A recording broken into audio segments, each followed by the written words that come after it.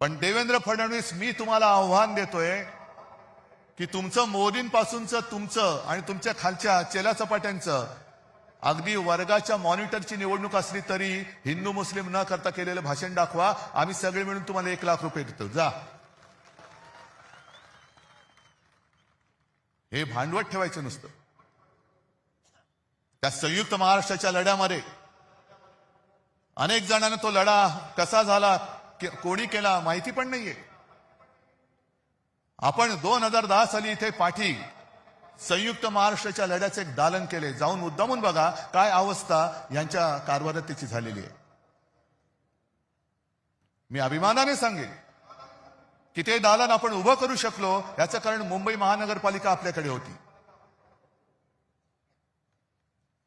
पण तेव्हा सगळे मोठे नेते होते. जनसंघ त्याच्यामध्ये कुठेही नव्हता. मुळामध्ये लढणारे नाहीच. हे घरं पेटून पोळ्या भाजवणार आहेत, आगी लावायच्या, आपलीच माणसं आपल्यावरती सोडायची. रक्तपात झाला तर आपल्यामध्ये होईल, पण ते तिकडे पोळ्या भाजणार. जनसंघ कुठेही नव्हता. पण जनसंघ केव्हा घुसला मध्ये? संयुक्त महाराष्ट्र समिती जी माझ्या आजोबाने आणि सगळ्यांनी मिळून स्थापन केली होती. सगळे पक्ष हे एकत्र आले. मुंबई महाराष्ट्राला मिळालीच पाहिजे. त्याही वेळेला गुजरातचा डोळा हा मुंबईवरती होताच. द्विभाषिक राज्य होतं.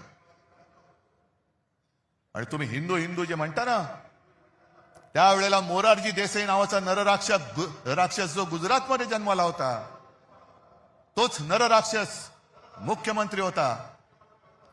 आणि त्यांनी दिसताच क्षणी गोळ्या घाला. गोळ्या ही माणसं मारण्यासाठी दिलेली आहेत, त्याचा योग्य वापर करा हे आदेश देणारा मोरारजी देसाई हा हिंदूच होता. मरणारी मराठी माणसं होती.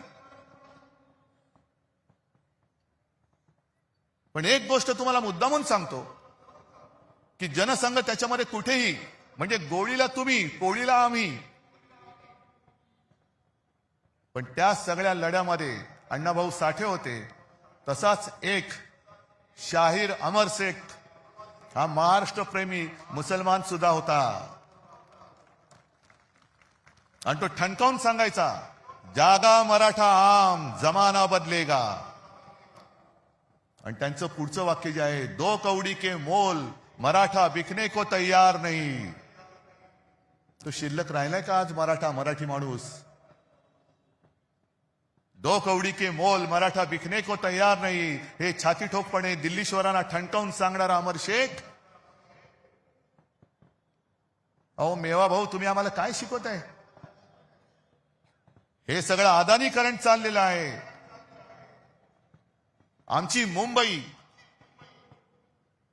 मुंबादेवीच्या नावावरून तिचं नाव आम्ही मुंबई ठेवलं.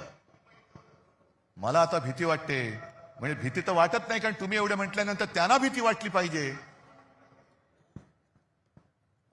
की मुंबईचं परत बॉम्बे करण्याचा त्यांच्या मनामध्ये डाव आहे का? आणि तो अण्णामलाई आला, त्याला मला खास धन्यवाद द्यायचे. का धन्यवाद? कारण तो नकळत बोलून गेला. भाजपच्या मनातलं जे काळं आहे तो ते बोलून गेलेला आहे. असंच ज्या वेळेला लोकसभेच्या सुमारास त्यांनी जो नारा दिला होता,